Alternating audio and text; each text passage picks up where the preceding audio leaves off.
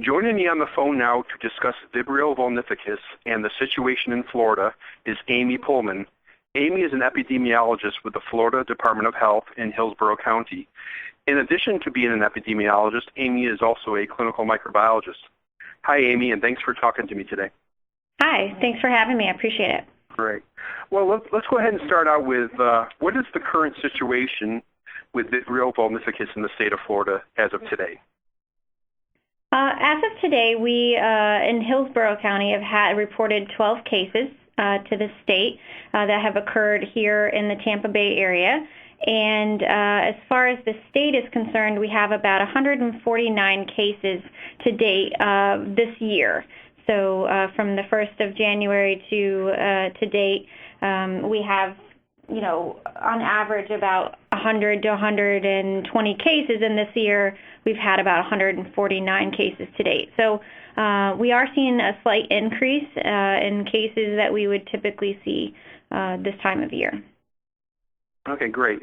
And are we seeing people contracting the disease more via eating raw oysters or through exposure to warm salt water, or is it somewhat even?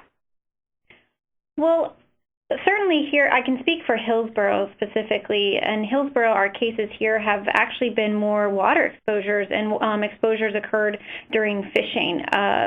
So that is a little bit less typical for this organism. Usually these organisms in the past, we have seen water exposures as well, but usually they're from consumption of raw oysters. And what we have seen over the past few years is more cases just through wound exposures through swimming or through fishing. Okay, great. Now, I've talked about Vibrio vulnificus on the radio show before, and just briefly, but I'd like to get into a little bit more detail about some of the specifics about it. Sure. Can you first talk about the illness that it causes?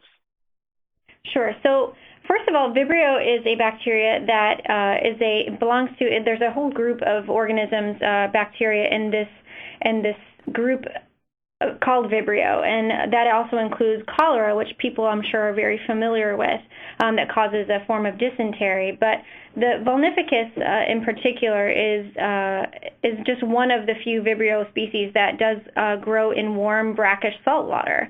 And so these bacteria are found in our Florida waters, especially in the Gulf region, through in increased numbers through May through October, but certainly can be found year-round in our waters. So they're naturally occurring, and it's certainly something that we would expect to see increased numbers of when people are out, swimming in the waters and eating raw oysters during the summer months. As far as the bacteria, though, it can cause things like vomiting, diarrhea, fever, and in some cases bloodstream infections when people consume raw oysters or when they have a wound where the wound is infected by the Vibrio that's in the water itself. Okay. And certain people are at greater risk for very serious disease with Vibrio vulnificus. Am I correct? That is correct. So anyone can certainly, get Vibrio infections or Vibrio disease. But what we particularly look at here is that we want to make sure people understand that our immunocompromised people, especially that have any kind of chronic liver disease, either through, alcoholism or things like that, any type of immunocompromised state, certainly they do have a greater risk for contracting or developing systemic infections from either consumption or wound infections. And so that would lead to things like sepsis and other more severe infections where either amputation or serious sepsis infections can lead to death. So that's something that we certainly want to make sure that we're getting out to the public that these bacteria can cause very severe infections, and they are serious. Okay, great information. And since this is a bacterium, I assume that it's treatable by antibiotics.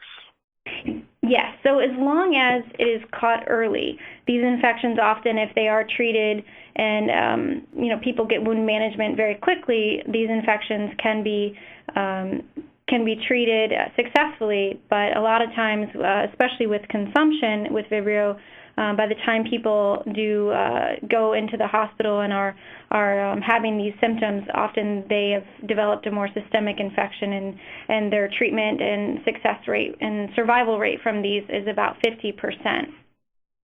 Very good. And so talking to our audience in the Tampa Bay area, what can people do to prevent contracting this infection? So the most important thing is, rule of thumb is that if you eat raw oysters, that you should know that this does pose a great risk to you, and that you should really only eat oysters if they're cooked thoroughly. And in eating raw oysters, you definitely run the risk of being exposed to Vibrio, especially in the warmer months when the Gulf waters are a lot warmer. As far as like wound infections or through water exposure, we know that this is increasing, I think, because the Gulf waters have been warmer for longer months throughout the year. And so we certainly want people to understand that if they have any wounds on their skin, on their feet or their arms or anything like that, that they don't go into the water, especially if they're immunocompromised. If someone's immunocompromised and they know they have a chronic liver condition or liver disease, that they be mindful of these when they're doing things like fishing or just wading into the water. And not getting exposed or having any open lesions exposed to the water during the time that it's healing. And that's certainly really all. I mean, that's all you can do. You can just try to prevent getting any wounds or anything like that in the water. And cooking. Being very mindful of eating raw oysters. Sure. And with the arrival of winter coming and the cooler waters, are you at the health department expecting these infections to start tapering down and not being so many? We do, yeah. Although we see some sporadic cases over the winter from fishermen or people who do consume some oysters that were caught somewhere in the Gulf, we do expect to see a decrease in cases. 85% of the cases that we report every year happen between May and October. So as we get into cooler months, we certainly do expect those cases, the number of cases that we see here in Florida, to decrease. Outstanding. Well, I've been talking to Amy Pullman. She's an epidemiologist with the Florida Department of Health in Hillsborough County. Thanks, Amy, and have a great day. Thank you. Yeah, another great interview. I wanted to thank Amy for giving us all this information. Very useful to us in Florida. And I just want to make a little clarification, too. She gave some numbers. She said in the Hillsborough, Tampa Bay area, there were 12 cases, and statewide there was 149 cases. The numbers she was giving me were total Vibrio infections. So that would include vulnificus, Vibrio, parahemolyticus, and other strains.